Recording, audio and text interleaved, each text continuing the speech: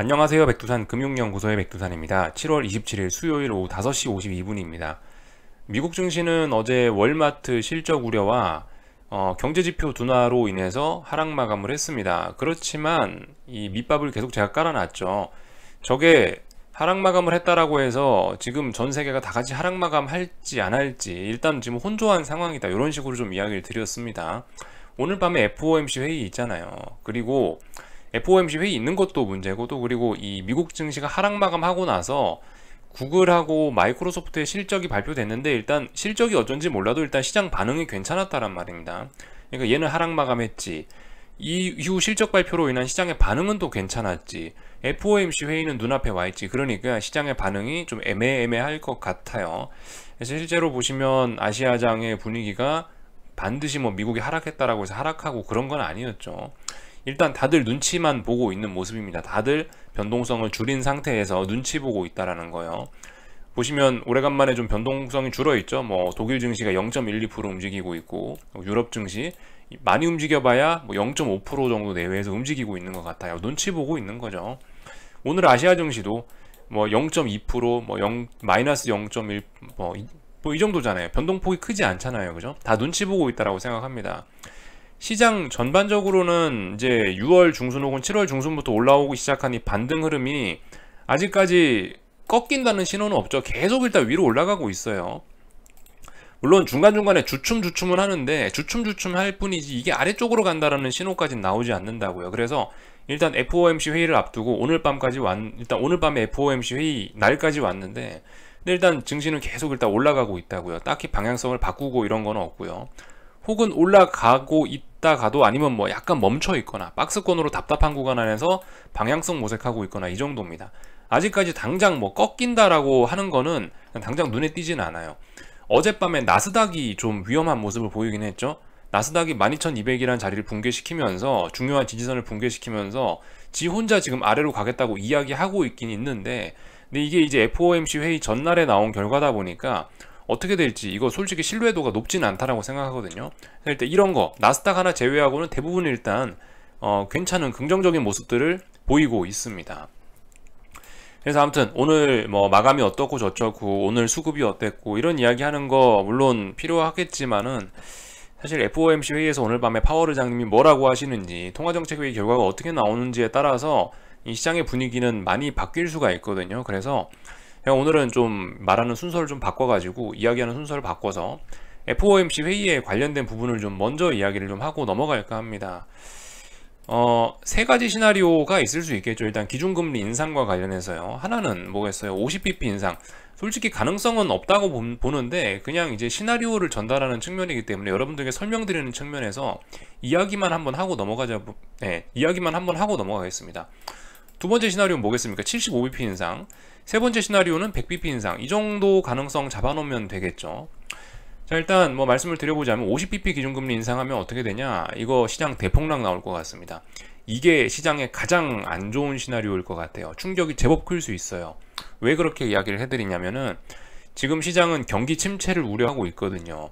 그래서 좀 경기에 대한 자신감이 없어요. 왜 자신감이 없냐, 지난주부터 있었던 일들을 쭉 생각을 해보시면, 예를 들면 각종 경제 지표들이 안 좋게 나오고 있죠. 뭐 PMI들이 50 아래로 나오고 있다 이야기 해드렸고요. 뭐 연준에서 발표되는 뭐 일부 제조업 지표들이 물 말아먹고 있다, 뭐 이런 이야기 드렸고, 하여튼 또 그리고 기업들의 실적 어떻습니까? 이번 주에 무슨 일이 있었어요? 이번 주 지난주에 스냅 실적 나왔고, 월마트 실적 나왔고, 또 그리고 뭐 마이크로소프트, 또 그리고 뭐 구글 같은 거 실적 나왔는데 오늘 다 안 좋았잖아요. 다 안 좋았잖아요. 물론 그럼에도 불구하고 증시는 올랐는데 다 안 좋았잖아요. 경기 침체 우려가 가득하다고요. 여기다 더해서 기름값 넥라인 테스트하고 있지, 10년물 국채금리 넥라인 테스트하고 있지, 장단기 금리차 역전되려고 하고 있지, 10년물 3개월물 이런 거요. 10년물하고 2년물은 역전됐죠. 이런 점들로 인해 경기 침체 우려가 가득하단 말이에요. 경기 침체 우려가 가득한데 50bp 인상한다라고 하면 뭐냐, 아이고 우리 경기에 대한 자신이 없어서 50밖에 못 올려, 근데 인플레 심각하니까 일단 50이라도 올리자, 이런 뉘앙스가 있다고요. 그러니까 50bp 인상하면 시장은 대폭락 나올 수 있습니다. 이게 시장의 가장 안 좋은 거죠. 근데 이런 가능성은 현재 시장에 반영하지 않고 있고요. 저도 이건 말도 안 된다고 생각해요. 일단 제가 알기로는 파월의장을 비롯한 연준 사람들은 지금 금리를 더욱더 많이 올리고 싶어 하는 쪽이지 금리를 적게 올리고 싶어 하진 않아요. 다들 100bp 기준금리 인상에 대한 필요성은 저는 연준 내부에서도 어느 정도 좀 그게 대세라고 봐요. 100bp 기준금리 인상하고 싶은 게 연준 인사들의 보편적인 생각이라고 봅니다. 다만 이제 100bp 인상을 공격적으로 하지 못하는 건 경기 침체 우려가 그들의 발목을 잡고 있기 때문에 대놓고 100bp 인상하자고 이야기가 좀 강하게 못할 뿐이죠. 그 정도라고 봐요. 자, 아무튼 이야기 샜는데 75bp 인상 요거 한번 이야기해 볼까요? 이게 가장 확률이 높습니다. 지금 현재 여기 보시면은 이 페드의 연준의 기준금리 인상 가능성을 이제 이야기해주는 페이지가 있는데 여기 들어와서 보면 73%, 한 75%이 정도 선에서 왔다 갔다 하고 있습니다. 이 확률이 예전에 100bp 기준금리 인상 가능성이 지난주인가 지지난주인가 발표됐던 미국의 CPI가 굉장히 높게 나왔던 때가 있거든요.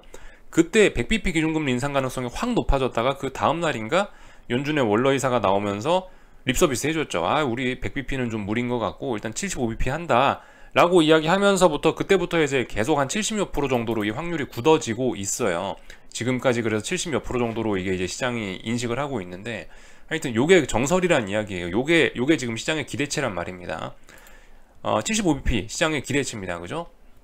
근데 75bp 인상하면 어떻게 될까요? 시장의 반응은 나쁘지 않을 것 같아요. 일단 별일 없이 지나갈 것 같아요. 상승을 시도하거나 뭐 그럴 것 같습니다. 이걸로 뭐 폭락하거나 그러진 않을 것 같아요. 일단 시장의 반응은 괜찮을 것 같아요. 다만 75bp 인상하면은 폭락은 없는데 이 정도 가능성은 열어놓을 수 있을 것 같아요. 지금 약간 선반영 이야기인데 말이죠. 증시가 7월 중순쯤부터 반등 사이클 타기 시작했다고 했죠. 그리고 반등 사이클 타기 시작하고 지금 현재는 FOMC 회의 결과나 실적 발표를 기다리면서 박스권을 만들면서 놀고 있다는 이야기를 해드렸는데요. 75bp 인상이 지난 7월 중순부터 해서 시작된 반등세 몇 주간의 반등에 이미 다 녹아있다라고 이야기할 만도 하거든요. 그래서 만약에 자칫 잘못하면은 75bp 기준금리 인상하면 아이고 뭐 어떤 뭐 재료가 등장했네. 재료 노출. 그죠? 지금까지 시장을 상승시키던 재료 75밖에 못 올릴 거야. 75 정도 올릴 거야 라는 기대치. 재료 노출로 인해서 상승이 제한되고 방향 전환을 시도할 가능성 정도는 있을 것 같아요. 이걸 가지고 75bp 올렸다고 시장이 폭락하고 이러지는 않을 것 같습니다. 일단은요. 그래서 이 정도 이야기. 근데 75bp 올리는 게 시장의 가장 일단 우호적인, 상승의 우호적인 그런 모습을 만들어낼 수는 있을 것 같아요. 요게 가장 확률이 일단 높은 이야기입니다. 여기까지 이야기를 해드렸고, 이거 100bp 인상하면 어떻게 될까 저도 좀 생각을 해봤는데요. 100bp 인상 같은 경우는 일단은 단기적으로는 제 생각에 이건 시장의 충격입니다. 단기적으로는요. 그리고 단기적으로는 충격이지만 이게 50bp 인상만큼 그런 대폭락은 아니고 적당한 충격이 좀 있긴 있을 거예요. 왜냐? 긴축 우려. 긴축 우려 때문에 100bp 인상하면 이 시장이 좀 출렁할 수 있을 것 같습니다. 그렇지만 그렇지만 중기적인 측면에선 조금 더 반등을 시도할 수 있는 그런 이슈가 될 수 있을 것 같다라는 생각입니다. 그렇지만 조금 더 오른다라고 해서 하락 추세를 완전히 극복할까? 이 100bp 인상했다고 하락 추세가 완전히 극복되고 대세 상승으로 갈 거라는 건 아니고, 어쨌든 근데 조금 더 반등 시도를 할 수 있을 것 같다라는 생각입니다. 최소한 이 지금 반등이 멈춰 있다 이런 이야기 해드렸잖아요. 이 반등세가 조금 더 이어질 수 있을 것 같다라는 생각입니다. 그러니까 이것도 좀 비교적 좀 긍정적으로 보는 거죠. 이 미국 증시 관련해서 이야기 해드리는 겁니다. 일단 100bp 인상할 수 있는 이유는 제 생각에 그거예요. 지금 일단 각종 그 지표들은 둔화가 되고 있기 때문에 지표 보고서 100bp 올린다는 이야기는 못하겠고, 100bp를 올릴 수도 있는 근거는 지난주에 ECB에서 빅스텝 했던 거, 유로존이 50bp 올렸기 때문에 연준도 100bp 영향받아서 올릴 수 있다라고 봐요. 저는 일단 그렇게 봅니다. 전 세계 중앙은행 장들이 다 같이 서로 뭐 영향력을 주고받는 그런 사람들이니까 영향받을 거라고요. 그런 측면에서 경기도 부실한 유로존이 50으로 올렸어? 그럼 우리 연준 미국도 100 가야지. 이런 식으로도 좀 될 수 있다는 생각이에요. 그래서 100을 올릴 수도 있다라고 보고, 이 이야기가 얼마나 설명력이 있는지 모르겠지만 일단 시장은 25% 26% 정도 100bp 인상 가능성을 일단 반영을 하고 있어요. 그런 상황이고요.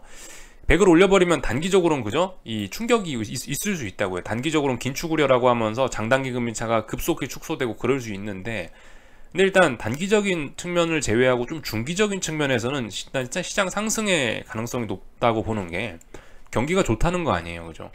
100bp를 올릴 수 있을 만큼 우리 연준은 미국 경기를 좋게 본다라는 자신감이 들어있는 거기 때문에 미국 증시는 조금 더 오를 수 있을 것 같다라는 생각입니다. 그런데 좀 복합적으로 생각해 봐야겠죠. 미국 증시는 더 오를 수 있는데 이렇게 100bp 올려버리면 근데 신흥국이나 다른 나라들은 좀 중장기적으로 더욱더 처질 가능성이 있을 겁니다. 왜냐? 달러 인덱스 생각해 봐야죠.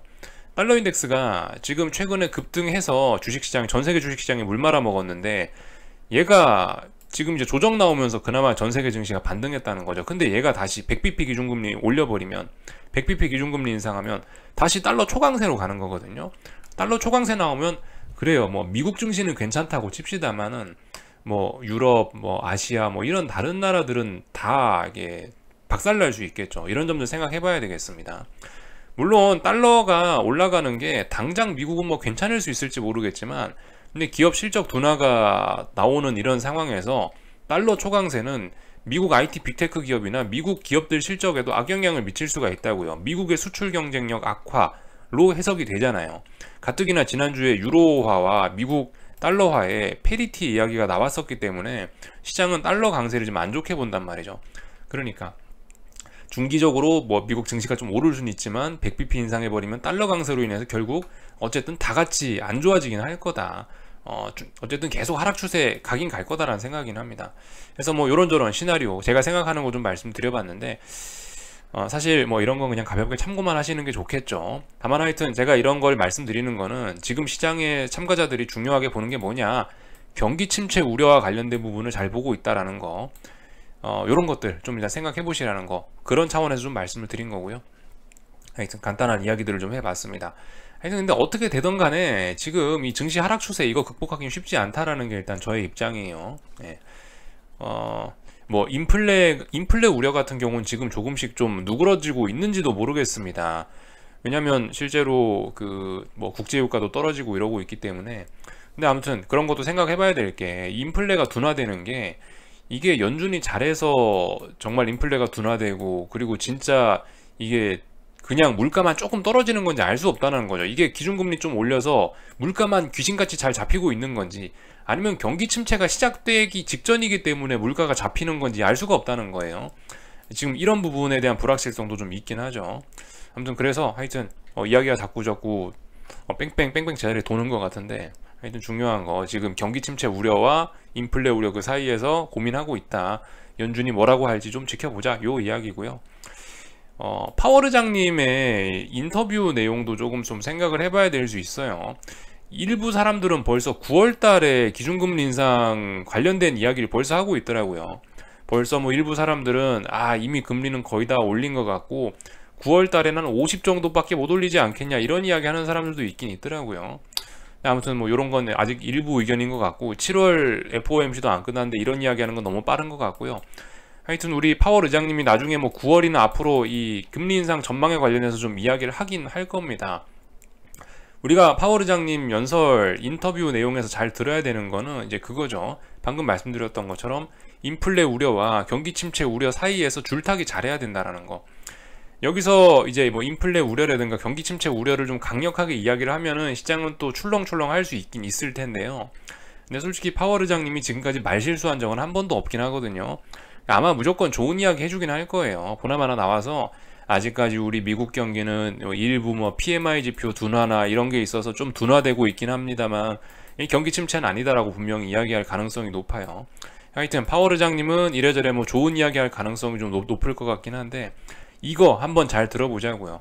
긴축 우려 얼마나 하고 인플레 우려 얼마나 하고 있는지, 뭐 중립금리가 얼마나 되는지 이런 거에 대한 힌트, 또 그리고 경기 침체 가능성에 대한 힌트, 이런 것들을 좀 잘 보면 될 것 같습니다. 이런 부분이 오늘 밤 시장 투자자들의 어떤 심리에 영향을 미치면서 증시를 단기적으로 들었다 놨다 할 수 있는 그런 요인이 되겠죠. 하여튼 중요한 건 뭐다, 이야기는 복잡하게 했어요. 복잡하게 했는데 그래서 결론이 뭐냐, 지지와 저항 잘 살펴보세요. 그죠? 그거 보시면 되겠죠. 오늘 뭐 해야 될까요? 미국 증시가 일단 S&P 4000이 저항입니다. 그죠? S&P 4000 자리 갈 거면 4000을 넘어가야 돼요. 그리고 아래쪽으로 갈 거면 3900을 붕괴시켜야 되고요. 3900과 4000 사이에서 이 줄타기를 할 겁니다. 이런 점들 살펴보시면 되겠고요. 나스닥은 어떨까요? 나스닥은 12,200에 대한 어떤 뭐 저항 테스트를 할 것 같다라는 게 제 생각이긴 한데 벌써 시작부터 12,300이네요. 그렇게 되면 좀 말씀드리기 좀 애매할 수 있는데 하여튼간 나스닥 같은 경우는 제 생각에는 한 12,600 정도까지 열려 있다라고 일단 볼 수 있을 것 같고, 아래쪽으로는 12,200? 글쎄요, 12,200과 12,600 정도 사이, 이 사이에서 뭔가 지지와 저항을 테스트하겠지 싶은 생각입니다. 하여튼 아래쪽으로 갈 거면 12,200도 강하게 붕괴시키겠죠. 이런 점들 생각하시면 될 것 같아요. 하여튼 내용이 좀 복잡합니다. 근데 이렇게 내용이 복잡할수록 우리는 그냥 지지와 저항 살펴보시면서 대응하면 되겠다라는 거. 그리고 잊지 마셔야 될 게 중장기적으로는 일단 하락 추세 진행 중이고 이거 극복이 쉽지 않다는 거예요. 이런 하락 추세 극복하는데 보통 한 6개월씩 걸리긴 하더라고요. 이번에 그러니까 지난번에 코로나 때문에 시장이 박살났을 때 그때는 통화정책이 엄청나게 강력해가지고 시장이 V자형 반등하긴 했는데 이 V자형 반등이라는 게 지금 상황에서 쉽지는 않을 거 아니에요. 그럼 추세 전환에 분명히 시간 걸린다라는 거, 좀 그런 점들도 좀 생각해 볼 필요가 있겠어요. 아무튼 지금 맘 편한 거는 하락 포지션 보시는 분들이 맘 편합니다. 왜냐? 하락 추세잖아요. 네. 뭐 더 이상 이야기가 뭐 필요 있겠습니까? 하락 추세인데요. 요 한마디면 끝나는 거죠. 요 정도 이야기를 좀 드리면 될 것 같고, 오늘 아침에 제가 참 이야기 잘못 드린 게 있었죠. 저는 마이크로소프트와 구글 실적이 잘 나온 줄 알았어요. 근데 잘 나온 게 아니더라고요. 예상치보다 조금씩 미달했더라고요. 물론 이게 어닝 쇼크까지는 아닙니다. 근데 뭐 그냥 적당히 좀 실적이 좀 안 좋게 나온 거죠. 적당히 뭐 둔화 우려, 경기 둔화 우려 이런 걸 자극할 만했어요. 근데 그럼에도 불구하고 일단 상승 마감했죠. 그럼에도 불구하고 어쨌든 실적 나오고 4%대 상승했죠. 그 전일 2%, 정규장에서 2% 상승했는데 2%에 3% 상승했는데, 근데 장마감하고 4% 올랐으니까 실적 발표 내고, 그럼 어쨌든 전부 상승세로 되돌린 거 아니에요. 저는 그 상승세만 보고 실적 좋게 나온 줄 알았는데 그게 아니더라고요. 아무튼 근데 중요한 건 올랐다는 게 중요하죠. 그리고 그만큼 이 실적이 안 좋았음에도 불구하고 저렇게 올랐다는 게 그만큼 이제 증시가 많이 빠졌었기 때문에 이 선반영 되었다, 그런 개념이 지금 시장에 좀 많이 퍼져 있다는 것도 우리가 좀 알 수 있을 거예요. 저런 걸 보면서요. 이런 거 보면서 말도 안 된다, 이게 증시가 왜 오르냐, 이렇게 보긴 좀 곤란할 수 있어요. 지금 어쨌든 증시가 계속 말씀드리지만 6개월, 7개월 넘게 빠지고 있다고요. 한국 증시는 1년 넘게 빠지고 있고, 이게 이례적인 상황이긴 해요. 이례적인 상황이에요. 그렇기 때문에 솔직히 뭐 선반영 됐다 이런 이야기를 하면은 이거 완전 틀린 얘기다라고 이야기 못 하겠다라고요. 그래서 아무튼 했던 이야기니까 넘어가고요. 그래도 저기 간단하게 좀 한국 증시 마감이라든가 이런 거 좀 살펴보고 마칠게요. 일단 한국 증시 강했죠, 그죠? 저도 왜 그런지 잘 모르겠어요. 근데 일단 빠질 생각이 없습니다. 물론 그렇다라고 해서 위쪽으로 갈 것 같긴 한데 위쪽으로 간다는 뭐 명확한 그런 신호도 없긴 해요. 갈 거면 빨리 삼성전자 62,000원 넘어가야죠. 근데 일단 62,000원 넘어가진 못했으니까 일단 그냥 뭐 지켜보고요. 어차피 내일 FOMC 회의 이후에 어떻게 되겠죠, 뭐, 그죠? 그리고 이 코스피 같은 경우도 결과적으로 장중에는 안 좋았지만 다 되돌렸잖아요. 아래 꼬리 달고 올라왔죠. 재차 320 돌파한 척 한 거예요. 하락 에너지가 아니고 상승 에너지가 계속 누적이 되고 있는 겁니다. 물론 이 지난번에 말씀드렸다시피 풋옵션 꼬라지나 이런 걸 보면은 이게 320을 못 넘어가고 대폭락할 가능성도 일부 풋옵션이나 이런 가격에 좀 녹아내기고 있긴 한데요. 근데 그런 가능성은 좀 낮게 보고 있는 것 같아요. 일단 시장은 더 올라간다라고 보는 게 맞다고요. 여기다 대고 이제 말도 안 된다라고 해서 손해를 누적시키고 계시면 안 될 것 같아요. 일단 320일이 저항이죠. 그리고 320에 대한 지지력을 다시 한번 확인했기 때문에 이 상승 에너지 누적으로 본다, 이렇게 일단 이야기 좀 드리겠습니다. 코스닥 같은 경우도 위기 극복했습니다, 그죠? 이렇게 지난 3거래일 동안 저항 누적시켜서 아래쪽으로 갈 뻔했는데 2거래일 동안 지지력 만들면서 아래쪽으로 가야 될 때 안 갔어요. 그러니까 오르는 게 자연스럽고요. 물론 1140까지는 코스닥 150 현물지수 기준으로 1140까지는 하방 포지션 버티는 게 충분히 버텨볼 수 있다고 보긴 보는데요. 아무튼 지금 상황에서 별로 분위기는 좋지 않은 겁니다. 하방이요. 더 올라갈 수 있다라고 이야기하는 거예요. 물론 FOMC 회의 결과에 따라 어떻게 될지 모르겠죠. 하여튼 그래요. 이게 그 FOMC에서 어떻게 뭐라고 하든 간에 이 한국과 미국의 금리 차이는 갈수록 역전돼 갖고 역전폭이 커질 전망이라서 원달러 환율 같은 건 계속 어쨌든 우상향 할 것 같긴 합니다. 그러니까 한국 증시가 이 단기적으로 좀 더 오를 수 있다고 해도 중장기적으로 방향성은 계속 하락 추세를 극복하기는 어려울 것 같긴 하거든요. 아무튼 그러니까 좀 답답하실 수 있죠. 근데 아무튼 순응해야 되는 거 어떡하겠어요, 그죠? 우리 그죠, 순응할 수밖에 없어요. 투자자라면요. 그런 점들 좀 잘 생각해 보셔야 되겠어요. 하여튼 원달러 환율 같은 경우는 이 지금 강세로 전환될 뻔도 했는데 단기적으로 오늘 또 다시 죽어야 될 자리에서 죽지 않고 살아나는 바람에 이 계속 어쨌든 좀 이 불안한 한국 증시의 불안함을 계속 이야기하고 있습니다. 이렇게 되면 1305원, 1307원짜리의 지지력이 강해지고 있다라고 또 이야기할 수 있겠죠. 근데 아무튼 뭐 너무 강력하게 이야기는 하지 않을게요. 하여튼 그 죽을 수도 있는데 잘 안 죽고 잘 버티고 있다. 뭐 이 정도만 일단 지켜보면 될 것 같고요.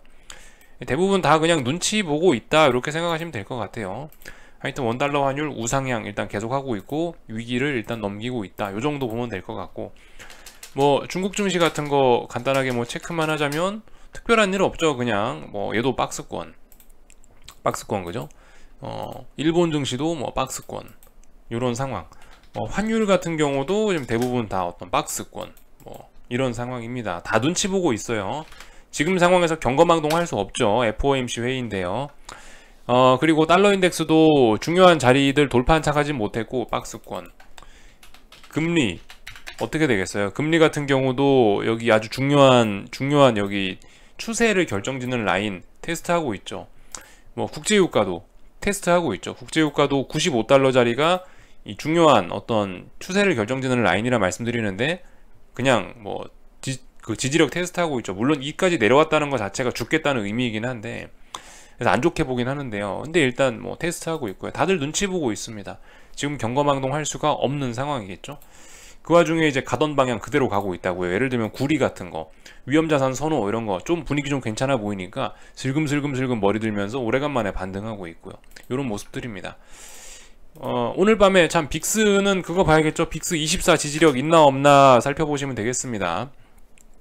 그래서 하여튼 오늘 밤 뭐 시장의 방향이 드라마틱하게 바뀔 수도 아니면 계속 가던 방향 갈 수도 있는데, 하여튼 중요한 거는 이 제가 다양한 시나리오를 말씀드렸지만 지지와 저항이나 체크하시면서 편안하게 지켜보셨으면 좋겠고요. 오늘 밤에 굳이 내가 잘 모르겠으면 안 해도 돼요. 그죠? FOMC 회의에서 파월 의장님 인터뷰 다 들으시고, 요즘에 그런 게 또 되게 많아요. 이게 이 통화정책회의 FOMC 회의가 딱 났다. 이 회의 날하고 이 회의 다음 날까지는 오르다가 이 다음 날 되면 다시 대폭락하고 이런 사례들이 사실 굉장히 많긴 많았습니다.